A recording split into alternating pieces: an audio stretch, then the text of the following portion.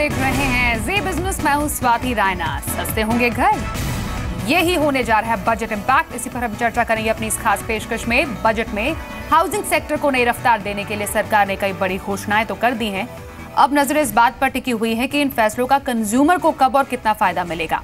सवाल यह है कि हाउसिंग सेक्टर को दिए गए फायदे से आखिर आपके सपनों के घर की कीमत कितनी कम होगी, और सबसे बड़ा सवाल यह कि इनपुट कॉस्ट में जितनी कमी आएगी, क्या उसी रेशो में डेवलपर्स इसका फायदा ग्राहक को देंगे? इसी सवाल का जवाब और ऐसे ही तमाम सवालों का जवाब देने के लिए हमारे साथ खास मेहमान जुड़ेंगे, लेकिन उससे पहले खास रिपोर्ट देखिए।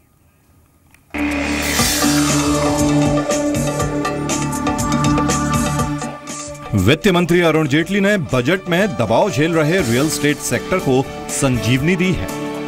खासकर अफोर्डेबल हाउसिंग को इंफ्रास्ट्रक्चर का दर्जा देने से इस सेक्टर में निवेश के नए दरवाजे खुल गए हैं। माना जा रहा है कि इसका सीधा फायदा ग्राहकों को सस्ते घर के रूप में मिलेगा।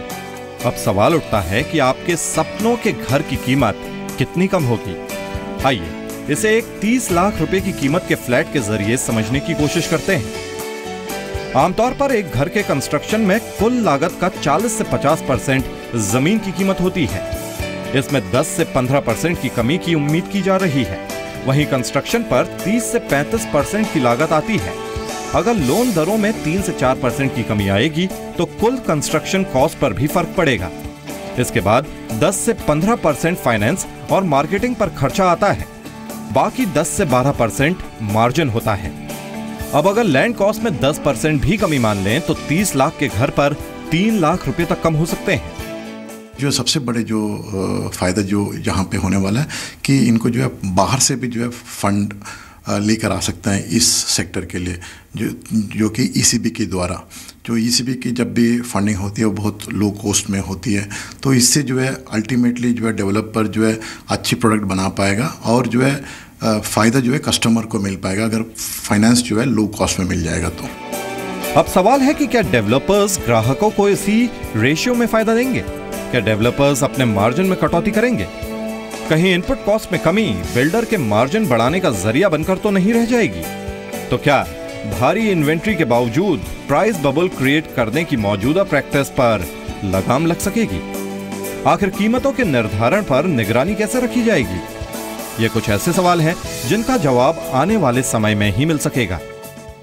हाउसिंग सेक्टर को रफ्तार देने के लिए सरकार ने बजट में कई तरह के बड़े प्रावधान किए हैं, जिसे हाउसिंग फॉर ऑल के सपने को पूरा करने की दिशा में काफ़ी अहम माना जा रहा है। अब ये देखना दिलचस्प होगा कि आने वाले वक्त में बिल्डर्स इनपुट कॉस्ट में होने वाली कमी को कंज्यूमर को कैसे पास ऑन करते हैं। प्रकाश प्रियदर्शी, जी मीडिया।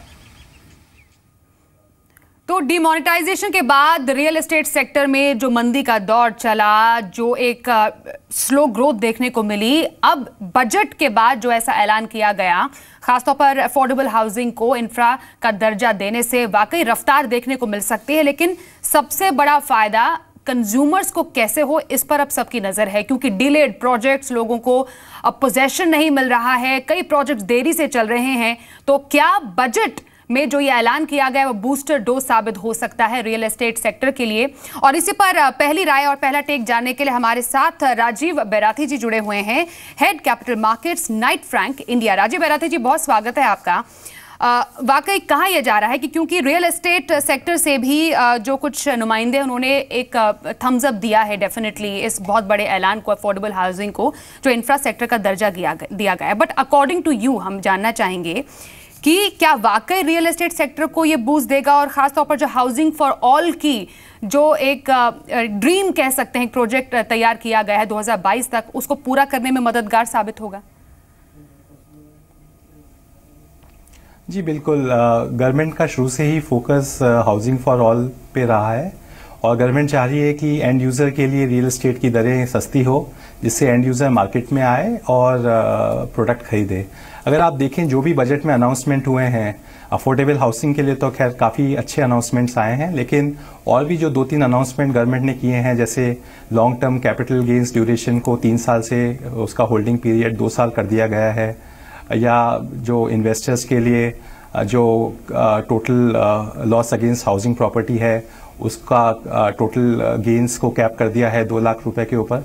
तो गवर्नमेंट ये चाह रही है कि प्राइजेस कम हो जो ऑलरेडी हो रहे थे, लेकिन प्राइजेस इन्वेस्टर्स अपने माल को बेचें और एंड यूज़र मार्केट में आए। तो इन सब सारे जो नए अनाउंसमेंट हुए हैं उनसे अफोर्डेबिलिटी बढ़ेगी, ट्रांसपेरेंसी बढ़ेगी मार्केट में, और जो एक प्रोफेशनल एंड यूज़र है, सैलरीड एंड यूज़र है, जिसके लिए सेकेंडरी मार्केट में हाउस खरीदना हमेशा बड़ा मुश्किल रहता था क्योंकि ट्रांजैक्शंस अबव बोर्ड नहीं होती थी, उसके लिए मॉर्टगेज लेंडर के पास जाना काफ़ी मुश्किल होता था क्योंकि उसको काफ़ी सारा पैसा कैश में देना पड़ता था। उससे ये सारी चीज़ें, ये सारे अनाउंसमेंट से वो सारी चीज़ें कम होएगी और मुझे लगता है कि एंड यूज़र मार्केट में वापस लौटेगा। एंड यूजर मार्केट में वापस लौटेगा, लेकिन क्या जो फायदा दिया गया है बिल्डर्स को छूट का ग्राहकों को मिलेगा?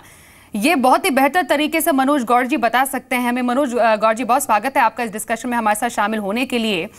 राजीव बैराती जी तो कह रहे हैं कि it's a very welcome step और रियल एस्टेट ने भी इसे काफी अच्छे से लिया है, but most of it all सबसे जरूरी जानना एक ग्राहक के पॉइंट ऑफ व्यू से है, क्या अब उसके सस्ते घर का सपना पूरा हो जाएगा? टाइम पर उसको पोजीशन मिल जाएगा? उसके लिए उसको परेशान होने की जरूरत नहीं है आफ्टर दिस बिग अनाउंसमेंट?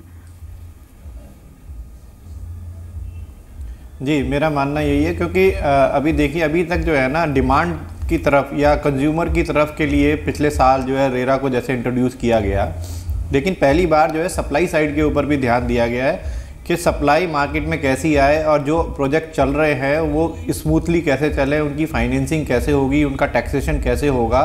जब तक ये चीज़ ठीक नहीं होगी तो एंड यूज़र को, क्योंकि रेरा लाने का मतलब भी यही था कि जो उसकी परेशानियां हैं या जो टाइम पे प्रोजेक्ट कंप्लीट नहीं हो रहे हैं due to finance, due to regulatory problems, या उसमें अच्छे लोग ही जो है रह पाए और काम कर पाए, तो मेरे ख्याल ये बजट जो है उस चीज़ को बैलेंस करता है। अफोर्डेबल हाउसिंग के लिए काफ़ी जो है इसके अंदर अनाउंसमेंट हुई है। सबसे पहली बात है उसकी जो डेफिनेशन चेंज की गई है, 60 स्क्वायर मीटर को कारपेट एरिया को कवर किया गया है, प्लस दिल्ली म्यूनसिपल लिमिट से 25 किलोमीटर के अंदर, तो मतलब दिल्ली के आसपास जितने भी शहर हैं, सैटेलाइट टाउन है, चाहे गाजियाबाद है, नोएडा, ग्रेटर नोएडा, यमुना एक्सप्रेसवे, उधर सोनीपत, पानीपत, फरीदाबाद, गुड़गांव, जहाँ यहाँ पे जितने भी प्रोजेक्ट चल रहे हैं, जो कि सेलेबल एरिया लगभग 1100 स्क्वायर फीट है, 2 बेडरूम का एक डिसेंट हाउस जो है वो इस स्कीम में आ जाएगा। और गवर्नमेंट की जितनी भी प्रधानमंत्री आवास योजना स्कीम के अंदर चाहे इंटरेस्ट सब्सिडी है, वो सब इसको जो है वो अवेल कर पाएगा। तो I think it's a big boost up. और जो रुके हुए प्रोजेक्ट हैं उनको भी एक फाइनेंसिंग जो है वो इजी होगी क्योंकि इंफ्रास्ट्रक्चर का दर्जा दिया गया है इस सेक्टर को। तो जो बैंक्स है उनका भी रिस्क वेटेज जो है वो कम हो जाएगा ऑटोमेटिकली जब उस सेक्टर के अंदर आएंगे, तो वो इजीली जो है इन प्रोजेक्टों को लैंड कर सकेंगे। तो जो फाइनेंस की वजह से जो प्रोजेक्ट रुके हुए हैं या जो नए प्रोजेक्ट आने से जो लोग हिचकिचा रहे थे कि इस सेक्टर में जाने से कोई फ़ायदा नज़र नहीं आ रहा था डेवलपर्स को, तो वो आप देखेंगे कि वो धीरे धीरे नए प्रोजेक्ट इस सेक्टर के अंदर भी आने शुरू होंगे। वाकई, लेकिन स्टेटस मिलने के मायने क्या है, इस पर भी हम चर्चा करेंगे क्योंकि ये जानना बेहद ज़रूरी हो जाता है कि जब हम बात करते हैं कि हाँ एंड यूज़र्स को फ़ायदा होगा, आपको अपने सपनों का घर ज़रूर मिलेगा, देरी नहीं होगी और सस्ते घर की सौगात जल्द मिल जाएगी, क्या वाकई ऐसा होने जा रहा है? ये भी हम समझेंगे। हमारे दोनों मेहमान हमारे साथ जुड़े हुए हैं। लेकिन घर तो सबको ही चाहिए, भले ही छोटा ही क्यों ना हो। शायद यही सोच वित्त मंत्री अरुण जेटली जी की भी रही, जो उनके इस बजट में साफ झलकी। अब इस बजट में बिल्डर्स और खरीदार दोनों के लिए वित्त मंत्री ने तमाम ऐलान किए हैं, जिससे रियल एस्टेट सेक्टर को छूट मिलेगी और आपको छत।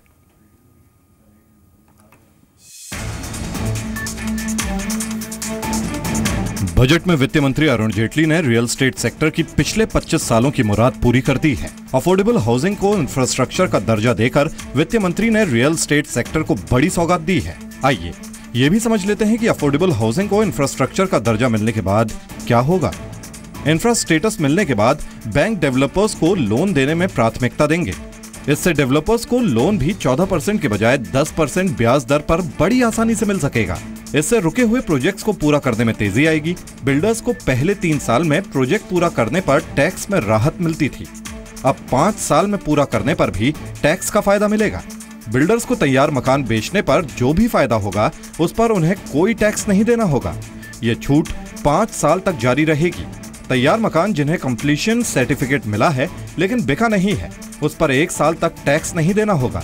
पहले सरकार ये मान लेती थी कि अगर मकान नहीं बिका है तो उसके किराए पर टैक्स वसूलती थी। प्रॉपर्टी के लॉन्ग टर्म कैपिटल गेन को 3 साल से घटाकर 2 साल कर दिया गया है। यानी अगर आप प्रॉपर्टी में निवेश के 2 साल बाद उसे बेचते हैं तो कैपिटल गेन्स टैक्स नहीं लगेगा, जो कि पहले 3 साल था। इतना बढ़िया बजट आपको मिल नहीं सकता था और रियल एस्टेट के लिए बहुत प्रावधान किए गए हैं। जो बड़े घर हैं, जो अनसोल्ड रहे हैं, उनके लिए भी प्रावधान किया गया है बजट में कि आपको 1 साल तक अब notional income, rental income tax में नहीं लाई जाएगी। तो बिल्डर्स पे ये दबाव पड़ेगा कि जो उनके पास अनसोल्ड इन्वेंट्री है वो शीघ्र से शीघ्र 1 वर्ष के अंदर वो अब कंप्लीशन के बाद बेच दें। बजट में अफोर्डेबल हाउसिंग की परिभाषा को भी बदला गया है। 4 मेट्रो शहरों के लिए अब 30 स्क्वायर मीटर यानी करीब 323 स्क्वायर फीट और देश के बाकी शहरों के लिए 60 स्क्वायर मीटर यानी करीब 645 स्क्वायर फीट को अफोर्डेबल हाउसिंग का पैमाना माना गया है। मतलब दिल्ली एनसीआर के इलाके, मुंबई के आसपास के इलाके इसकी रेंज में आएंगे। सरकार ने साफ कर दिया है कि बिल्ट अप एरिया को ही कारपेट एरिया माना जाएगा। बिल्ट अप एरिया बालकनी और दीवार की मोटाई को मिलाकर माना जाता है, जबकि कारपेट एरिया घर के अंदर का एरिया माना जाता है। बिल्डर बिल्ट अप एरिया में से करीब 25% को हटाकर कारपेट एरिया बताते आए हैं। यानी अब 800 स्क्वायर फीट का 2 BHK फ्लैट भी अफोर्डेबल हाउसिंग के तहत आएगा। बजट में सरकार के इन ऐलानों से बिल्डर के साथ साथ ग्राहक भी खुश होंगे। ब्यूरो रिपोर्ट, जी मीडिया। तो माना तो यही जा रहा है कि बिल्डर्स के साथ साथ ग्राहक भी खुश होंगे, लेकिन हकीकत में ये कितना सच होने जा रहा है, ग्राउंड रियलिटी क्या होने जा रही है, कुछ दिनों में ये एक्चुअली क्लैरिटी पता चल जाएगी। इस वक्त हमारे साथ एक और खास मेहमान फोन लाइन पर जुड़ गए हैं, Sudhir Krishna ji, former secretary UD ministry. Sir, आपका बहुत स्वागत है हमारे डिस्कशन में शामिल होने के लिए, क्योंकि हम बात करें अफोर्डेबल हाउसिंग की, जिसको इंफ्रा का दर्जा दिया गया है हाल ही में इस बजट में। अब क्योंकि हम कह रहे हैं कि क्या अब इससे रफ्तार जो है वो बढ़ेगी, क्या कंज्यूमर्स को इसका फायदा होगा, बट इन रियलिटी आपसे समझना चाहेंगे कि एंड यूजर्स के लिए कितना बड़ा बूस्टर लेकर आया है एज कंपेयर टू अगर हम एक बिल्डर एंड डेवलपर की बात करें। ये जो मेजर इन्होंने बताए हैं अभी लिस्ट आउट भी किया गया है, जो कि आपको अभी आपके जो बताया कि 3 साल से घटा के 2 साल कर दिया कैपिटल गेन्स के बेनिफिट के लिए होल्डिंग, और उसके अलावा जो बिल्टअप एरिया की जगह पर कारपेट एरिया को मेजर करेंगे। और इसके अलावा और भी कुछ बेनिफिट्स इन्होंने अनाउंस किए हैं कि जो properties 30 kilometres from outskirt of the city, वहाँ से भी उसको भी माना जाएगा एलिजिबल फॉर इंफ्रास्ट्रक्चर स्टेटस। ये सब बातें अच्छी हैं और इनसे बिल्डर को सहूलियत होगी, और ऐसी आशा करें कि वो बिल्डर ये सब बेनिफिट जो है वो कंज्यूमर को पास ऑन करे। मगर मेरा ये कहना है कि ये थोड़े छोटे छोटे पैच वर्क के एफर्ट किए गए हैं, लेकिन ये अगर हाउसिंग फॉर ऑल करना है तो वो प्लान्ड अर्बनाइजेशन के फ्रेमवर्क में एक विजन की बहुत ज़रूरत है।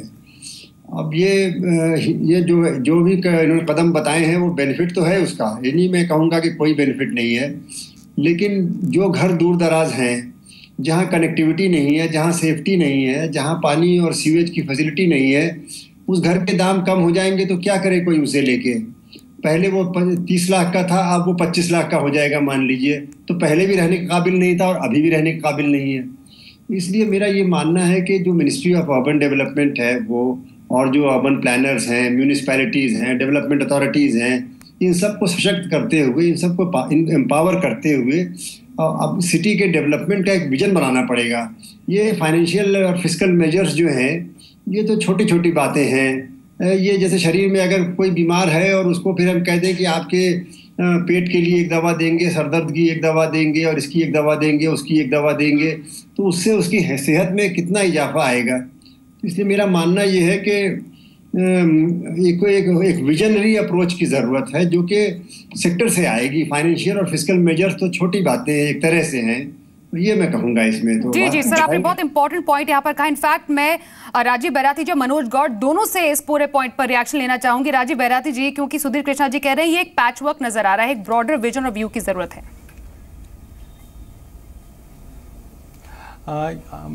मेरा मानना ये है कि जो जब भी एक एंड यूज़र मार्केट में आता है वो घर में रहने के लिए आता है, और मैं बिल्कुल सहमत हूँ मिस्टर कृष्णा से कि घर की कीमत कम करना एक बात हुई, लेकिन आपको उसके साथ साथ सोशल इंफ्रास्ट्रक्चर, फिजिकल इंफ्रास्ट्रक्चर भी देना पड़ेगा, जो सरकार की जिम्मेदारी होती है। अधिकांश लैंड पार्सल्स जो अफोर्डेबल हाउसिंग के लिए होंगे वो शहरों के पेरिफेरल एरियाज़ में होंगे, दूर दराज के इलाकों में होंगे, जहाँ पे फिजिकल इंफ्रास्ट्रक्चर और social infrastructure is always lagging.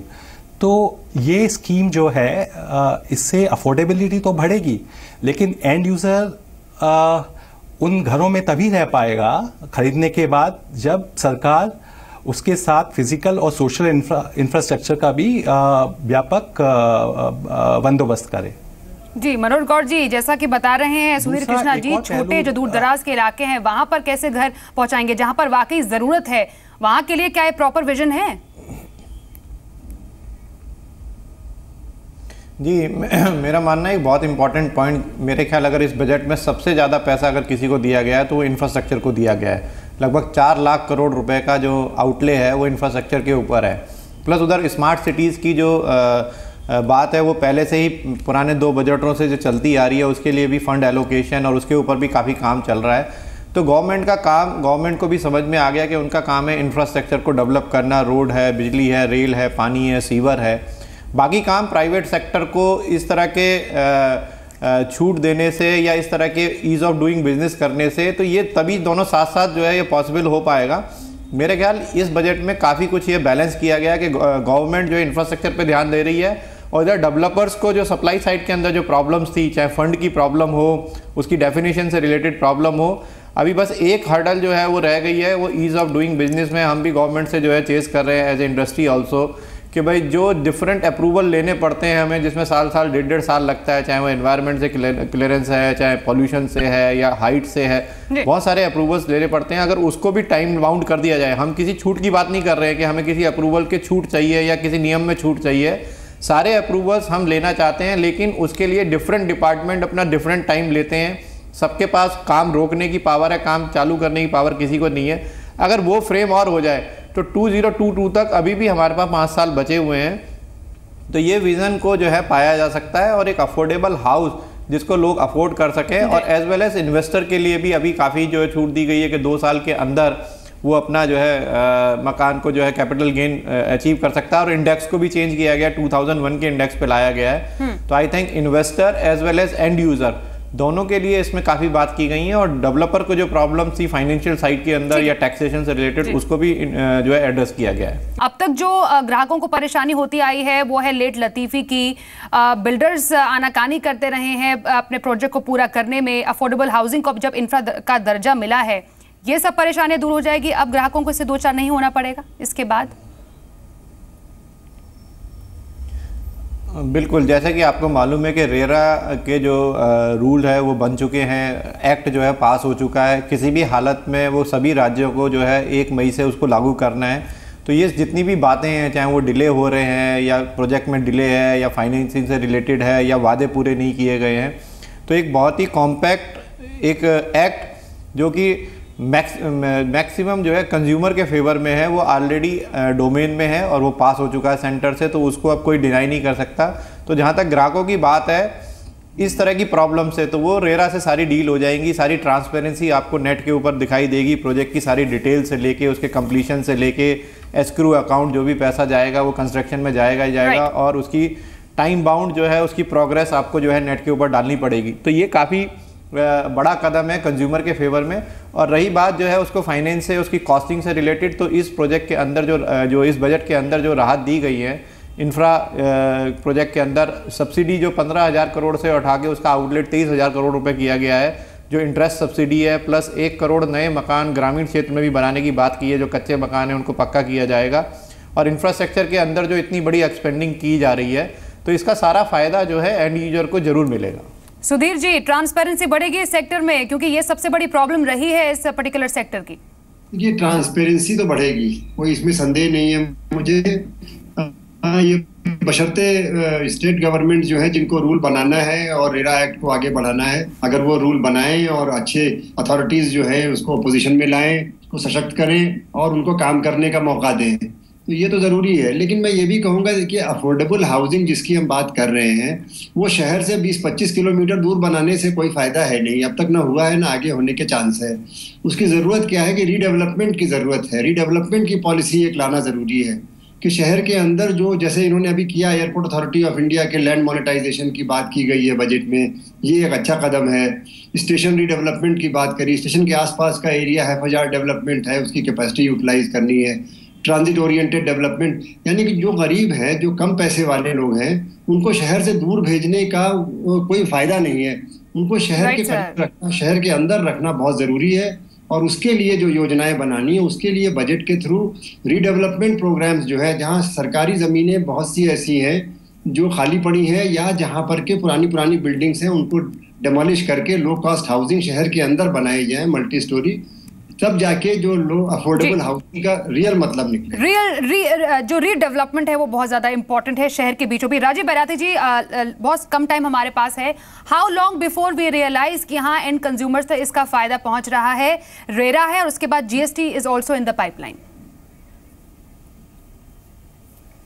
देखिए, एंड आज जो सबसे बड़ी रियल एस्टेट में प्रॉब्लम है वो है डिमांड की। सप्लाई तो काफ़ी है, आप मिड इनकम हाउसिंग में देखिए, लग्जरी में देखिए, इवन अफोर्डेबल में सप्लाई तो काफ़ी है, लेकिन कस्टमर मार्केट में नहीं है। और कस्टमर दो कारणों से मार्केट में नहीं है। एक तो सेंटीमेंट उसका ख़राब है, उसको कॉन्फिडेंस नहीं था डेवलपर के ऊपर, और दूसरा अफोर्डेबिलिटी नहीं है मार्केट में। और मेरे ख्याल से रेरा से ट्रांसपेरेंसी बढ़ेगी, कस्टमर का सेंटीमेंट वापस आएगा।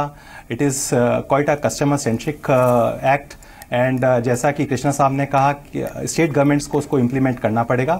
और दूसरा जो अफोर्डेबिलिटी है उसका इशू बजट में एड्रेस होगा। तो मेरे ख्याल से कुल मिला के इससे कस्टमर्स को बेनिफिट होएगा और वो आने वाले समय में 1-2 क्वार्टर्स में वापस मार्केट में लौट के आएगा। Alright, thank you so much Manoj Gaur ji, Rajeev Bairathi and Sudhir Krishna हमारे साथ इस पूरे डिस्कशन में जुड़ने के लिए। इनफैक्ट राजीव बैराती जी जो ने कहा कि सेंटिमेंट और एक बार फिर से अफोर्डेबिलिटी बढ़ाने के लिए जो एक कदम लिया गया है इस बार के बजट में, वो वाकई कुछ टाइम में हमें इसका एंड रिजल्ट देखने को मिलेगा फॉर द कंज्यूमर्स, और ये वाकई बहुत बड़ा बजट इंपैक्ट होगा खासतौर पर अफोर्डेबल हाउसिंग के लिए।